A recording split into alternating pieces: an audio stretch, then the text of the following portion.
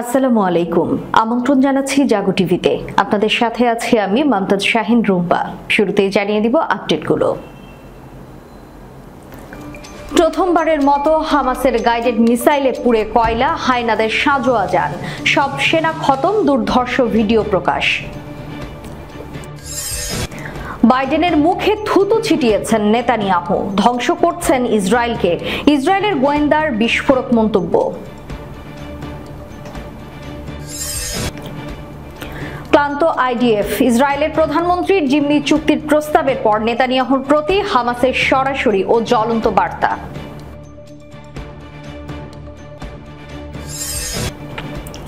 হিজবুল্লাহর সঙ্গে উত্তেজনা কমাও, গালানকে ব্লিংকেনের হুঁশিয়ারি। পশ্চিমাদের বিরুদ্ধে ইরানের সাফল্যের রহস্য। রাশিয়ার সাবেক প্রতিরক্ষা মন্ত্রী সহ শোইগু ও গেরাসিমভের বিরুদ্ধে আইসিসির গ্রেফতারি পরোয়ানা জারি। দর্শক শুনছিলেন শিরোনাম, এবারে বিস্তারিত। হামাসের গাইডেড মিসাইলে পুড়ে কয়লা, হায়নাদের সাজোয়া যান, সব সেনা খতম, দুর্ধর্ষ ভিডিও প্রকাশ। হামাসের সামরিক শাখা আল কাসাম ব্রিগেড রোববার রাফাতে ইসরায়েলি বাহিনীর বিরুদ্ধে যুদ্ধে সেনাবাহিনী ভারী সাজোয়া যান ধ্বংসের জন্য প্রথমবারের মতো গাজা যুদ্ধে হামাসের ট্যাঙ্ক বিধ্বংসী গাইডেড মিসাইল এটিজিম ব্যবহার করার ভিডিও প্রকাশ করেছে। গাজার যুদ্ধে হামাসের এই অস্ত্রের ব্যবহার এক অবিস্মরণীয় ঘটনা। হামাস যোদ্ধারা মিশর সীমান্তের কাছ থেকে ইসরায়েলি বাহিনীর ওফেক এপিসি কে এগিয়ে আসতে দেখতে পান রোববার। এরপর এটিজিএম এর আঘাতে সেটিকে ধ্বংস করে দেন। কাসাম যোদ্ধাদের মিডিয়া ইউনিট এই ক্ষেপণাস্ত্রকে রেড অ্যারো বা লাল তীর বলে অভিহিত করেছে। এটি হলো এক ধরনের চীনের তৈরি AJ-8 ATGM. Israel command and কন্ট্রোলের কাজে ওফেক এপিসি ব্যবহার করে থাকে। এই এপিসি পুরনো মার্কাভা ট্যাঙ্কের উপর ভিত্তি করে তৈরি করেছে ইসরায়েল। এতে বিভিন্ন ধরনের যোগাযোগ ব্যবস্থা সংযুক্ত রয়েছে। হামাস তাদের প্রধান ট্যাঙ্ক বিধ্বংসী অস্ত্র ইয়াসিন 105 এর স্থলে এখন এটি এটিজিএম ব্যবহার করছে। কাঁধে বহনযোগ্য হামাসের রেড অ্যারোর আঘাতে ইসরায়েলের ওফেক এপিসি বিস্ফোরিত হয়ে অগ্নি গোলকে পরিণত হয়। এরপর সেখানে থাকা ইসরায়েলি সেনারা পালাতে শুরু করে। এরপর ইসরায়েলি বাহিনীর উদ্ধারকারী দল এসে হতাহতদের বিধ্বস্ত এপিসি কে সরিয়ে নেওয়ার চেষ্টা করে। এই সময় হামাস যোদ্ধারা তাদের উপরও 114mm গোলা বর্ষণ করে। হামাসের এটিজিএম এর ব্যবহার ইসরায়েলের বিরুদ্ধে যুদ্ধে তাদের অবস্থানকে আরো শক্তিশালী করবে বলে মনে করা হচ্ছে। ইসরায়েলের গোয়েন্দা সংস্থা শিন বেতের সাবেক এজেন্ট গোনেন বেন ইৎজাক বলেছেন, বাইডেন ইসরায়েলের সবচেয়ে বড় সমর্থক এবং নেতানিয়াহু তার মুখে থুতু ছিটিয়েছেন। তিনি যুক্তরাষ্ট্রের সঙ্গে খুবই গুরুত্বপূর্ণ সম্পর্ক ধ্বংস করছেন।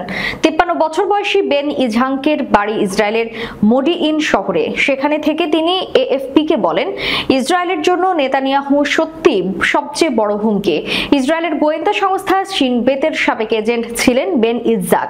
দখলকৃত পশ্চিম তীরে হামলা ঠেকাতে ইৎজাক হামাসের সহ প্রতিষ্ঠাতা শেখ হাসান ইউসেফের ছেলে মোসাব হাসান ইউসেফকে গুপ্তচর বৃত্তির কাজে লাগিয়েছিলেন। এখন বেন ইৎজাক নেতানিয়াহু সরকারের বিরুদ্ধে রাস্তায় বিক্ষোভ করছেন। তেল আবিবের একটি ওভারপাসে নেতানিয়াহু সরকারের বিরুদ্ধে এক বিক্ষোভে বক্তব্য দিতে দেখা গেছে ইৎজাককে। এএফপি কে ইৎজাক বলেন, বিশ্বাস করুন, দ্বিতীয় ইত্তেফাদার সময় আমি কয়েকজন বড় সন্ত্রাসীকে গ্রেফতার করেছিলাম। তিনি আরো বলেন, আমি জানি একজন সন্ত্রাসী কেমন হয়। আমার মনে হয় নেতানিয়াহু ইসরায়েলকে ধ্বংসের দিকে টেনে নিয়ে যাচ্ছে। 2000 থেকে 2005 সালের ফিলিস্তিনের আন্দোলনকে দ্বিতীয় ইন্তিফাদা বলেছেন ইৎজাক। গাজা নিয়ে হিসাব নিকাশ বদলানোর এখনই সময় বলে মনে করেন ইৎজাক। গাজার ক্ষমতায় মাহমুদ আব্বাসের ফিলিস্তিনি কর্তৃপক্ষকে আনতে আন্তর্জাতিক সমর্থন আদায়ের আহ্বান জানান তিনি। বেন ইৎজাক আরো বলেন, আমি নেতানিয়াহুকে বলতে চাই, পদত্যাগ করুন। ইসরায়েলিবাসীর জন্য এটা আপনার সবচেয়ে বড় সহযোগিতা হবে। বেন ইৎজাক মনে করেন, হামাসের গত 7 অক্টোবরের হামলা রুখে দেওয়া সম্ভব ছিল। ইউসেফ হামলার পরিকল্পনা নিয়ে ইসরায়েলকে সতর্ক করেছিল বলেও জানান ইৎজাক। তবে ইসরায়েলের নিরাপত্তা কর্মকর্তারা ওই সতর্কতাকে গুরুত্ব দেয়নি। এই ঘটনার কথা উল্লেখ করে বেন ইৎজাক বলেন, আমরা মনে করি আমাদের শত্রুরা বোকা, কিন্তু দিন শেষে হামাস খুবই বুদ্ধিমান ছিল। গাজায় ইসরায়েল ও হামাসের মধ্যে চলমান সংঘর্ষে দখলদার ইসরায়েল তার হায়েনা বাহিনী প্রত্যাহার না করা পর্যন্ত এবং যুদ্ধবিরতিতে সম্মত না হওয়া পর্যন্ত লড়াই চালিয়ে যাওয়ার প্রতিশ্রুতি পুনর্ব্যক্ত করেছেন হামাসের মুখপাত্র সুহেল আল হিন্দি। ইসরায়েলের প্রধানমন্ত্রী বেনিয়ামিন নেতানিয়াহুর জিম্মি আলোচনা সম্ভাব্য আংশিক চুক্তির পরামর্শের কড়া প্রতিক্রিয়া হিসেবে এই আলটিমেটাম দিল হামাস। নেতানিয়াহু তার বক্তব্যে পুনর্ব্যক্ত করেছে যে ইসরায়েলের উদ্দেশ্য হামাসের ধ্বংস সাধন করা। তবে হামাস তার কঠোর জবাব দিয়ে বলেছে অবরুদ্ধ গাজায় ইসরায়েলকে পরাস্ত করাই তাদের মূল লক্ষ্য। হামাসের এই ঊর্ধ্বতন কর্মকর্তা বলেন তারা তাদের শেষ নিঃশ্বাস পর্যন্ত ইসরায়েলের বিরুদ্ধে যুদ্ধ করে যাবে। আল হিন্দি জোর দিয়ে বলেছেন যুদ্ধবিরতি এবং বাহিনী প্রত্যাহার না করার আগে কোনো চুক্তি হবে না। নেতানিয়াহু এখন যুদ্ধবিরতি চাইছে কারণ হামাসের সাথে লড়তে গিয়ে তারা এখন ক্লান্ত আর তাদের কোমর ভেঙে গেছে, এমনটাই মন্তব্য করেন আল হিন্দি। ইসরায়েলি টিভি নেটওয়ার্কে দেওয়া এক বক্তব্যে নেতানিয়াহু বলেন তার দেশ যুদ্ধবিরতিতে প্রস্তুত, কিন্তু হামাসকে তারা ছেড়ে দেবে না। তার প্রস্তাব মূলত ইসরায়েলি জিম্মিদের মুক্তির আংশিক চুক্তির জন্য ছিল। তবে নেতানিয়াহুর এই বক্তব্য তার চুক্তির প্রস্তাবেরই পরিপন্থী। আমেরিকার প্রেসিডেন্ট জো বাইডেন ইসরায়েল ও হামাসের মধ্যে একটি 3 ধাপের যুদ্ধবিরতি চুক্তি প্রস্তাব করেছিলেন, কিন্তু দেশে বিদেশে এই মর্মান্তিক যুদ্ধের বিরোধিতা সত্ত্বেও নেতানিয়াহু চালিয়ে যাওয়ার বিষয়ে দৃঢ় প্রতিজ্ঞ এবং এর ফলে ইসরায়েলকে চরম পরিণতি ভোগ করতে হবে বলে হুঁশিয়ারি দিলেন হামাসের মুখপাত্র সুহেল আল হিন্দি। গাজা যুদ্ধ শুরুর পর থেকেই উত্তপ্ত লেবানন সীমান্ত। সম্প্রতি এই উত্তেজনার পারদ বাড়ছে। রাত হলে সীমান্তে বাড়ে ইসরায়েল ও হিজবুল্লাহর হামলা পাল্টা হামলা। এবার ইসরায়েলকে হিজবুল্লাহর সঙ্গে উত্তেজনা কমাতে পরামর্শ দিয়েছেন মার্কিন পররাষ্ট্রমন্ত্রী অ্যান্টনি ব্লিংকেন। মঙ্গলবার সংবাদ মাধ্যম টাইমস অফ ইসরায়েল জানিয়েছে যুক্তরাষ্ট্রের সফররত ইসরায়েলের প্রতিরক্ষা মন্ত্রী ইয়োভ গালান্ট দেশটির শীর্ষ কূটনীতিক অ্যান্টনি ব্লিংকেনের সঙ্গে বৈঠক করেছেন। মার্কিন পররাষ্ট্র দফতরের মুখপাত্র ম্যাথিউ মিলার নিয়মিত প্রেস ব্রিফিংয়ে বলেন ইসরায়েলের প্রতিরক্ষা মন্ত্রীর সঙ্গে বৈঠকে ব্লিংকেন গাজায় যুদ্ধের আরও বিস্তার ঘটা এড়ানো এবং কূটনৈতিক সমাধানে পৌঁছানোর উপর গুরুত্ব আরোপ করেছেন। এই মূল লক্ষ্য হল বাস্তুচ্যুত লেবাননি ও ইসরায়েলি পরিবারগুলো যাতে নিজ নিজ বাড়িতে ফিরে যেতে পারে। ইসরায়েলি প্রধানমন্ত্রী বেনিয়ামিন নেতানিয়াহু লেবাননে হামলা চালানোর হুমকি দেওয়ার পর মিলার এ কথা জানালেন। অক্টোবরে গাজায় যুদ্ধ শুরু হওয়ার পর থেকে ইসরায়েলের গণমাধ্যমে দেওয়া প্রথম সাক্ষাৎকারে রোববার বেনিয়ামিন নেতানিয়াহু বলেছেন দক্ষিণ গাজার রাফা শহরে শীঘ্রই স্থল অভিযান শেষ করবে তার বাহিনী। এরপর হামাসের মিত্র হিজবুল্লাহর বিরুদ্ধে যুদ্ধের জন্য লেবাননের সীমান্তবর্তী এলাকার দিকে অগ্রসর হবে ইসরায়েল। তবে তিনি জোর দিয়ে বলেন এর মানে এই নয় যে যুদ্ধ শেষ হয়ে যাবে। হামাসকে সম্পূর্ণভাবে ক্ষমতা থেকে বিতাড়িত না করা পর্যন্ত তাদের কার্যক্রম চলতে থাকবে। হিজবুল্লাহ প্রসঙ্গে নেতানিয়াহু বলেন বর্তমানে হিজবুল্লাহর তৎপরতায় মধ্যপ্রাচ্য জুড়ে যুদ্ধ ছড়িয়ে পড়ার শঙ্কা তৈরি হয়েছে। আমরা হিজবুল্লাহর সঙ্গে যুদ্ধের জন্য প্রস্তুত হচ্ছি। এদিকে মার্কিন সেনাবাহিনীর জয়েন্ট চিফস অফ স্টাফ প্রধান চার্লস কিউ ব্রাউন বলেছেন হিজবুল্লাহর বিরুদ্ধে সর্বাত্মক যুদ্ধে ইসরায়েলের সুরক্ষা যুক্তরাষ্ট্র হয়তো সহযোগিতা করতে সক্ষম হবে না। চলতি দশক থেকে বিশ্ব রাজনীতিতে হু হু করে বাড়ছে ইরানের প্রভাব।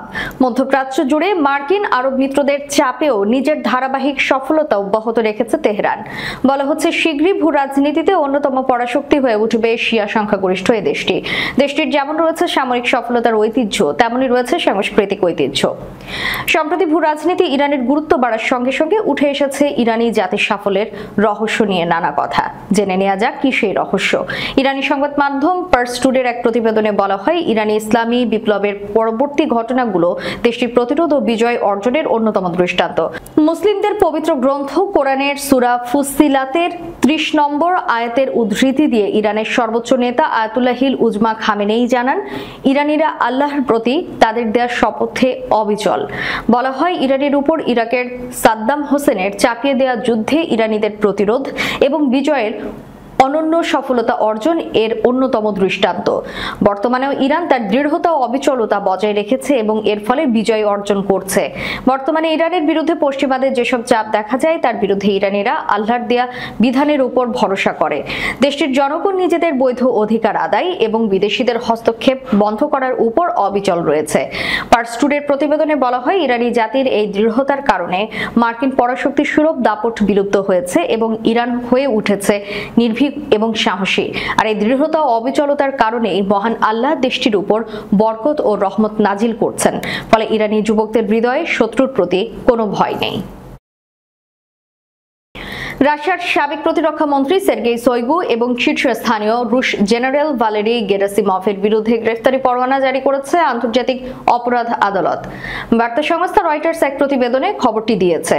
এক বিজ্ঞপ্তিতে আইসিসি বলেছে 2022 সালের 10 অক্টোবর থেকে অন্তত 2023 সালের 9 মার্চ পর্যন্ত ইউক্রেনের বৈদ্যুতিক অবকাঠামোতে রুশ সশস্ত্র বাহিনীর দ্বারা পরিচালিত ক্ষেপণাস্ত্র হামলার জন্য এই দুজনকে দায়ী করার যুক্তিসঙ্গত কারণ খুঁজে পেয়েছেন বিচারকেরা।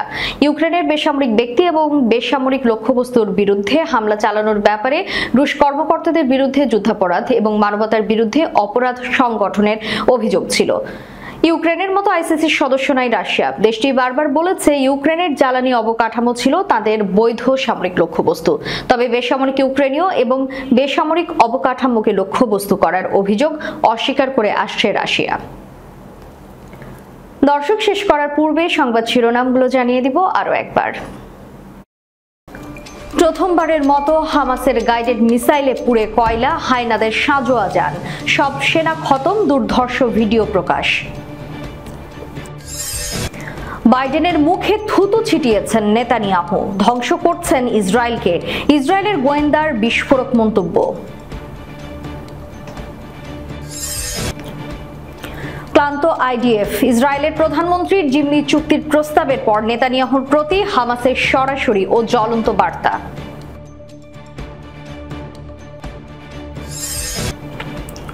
হিজবুল্লাহর সঙ্গে উত্তেজনা কমাও, গালানকে ব্লিংকেনের হুঁশিয়ারি। পশ্চিমাদের বিরুদ্ধে ইরানের সাফল্যের রহস্য। রাশিয়ার সাবেক প্রতিরক্ষা মন্ত্রী সহ শোইগু ও গেরাসিমভের বিরুদ্ধে আইসিসির গ্রেফতারি পরোয়ানা জারি। এতক্ষণ আমাদের সাথে থাকার জন্য ধন্যবাদ। আল্লাহ হাফেজ।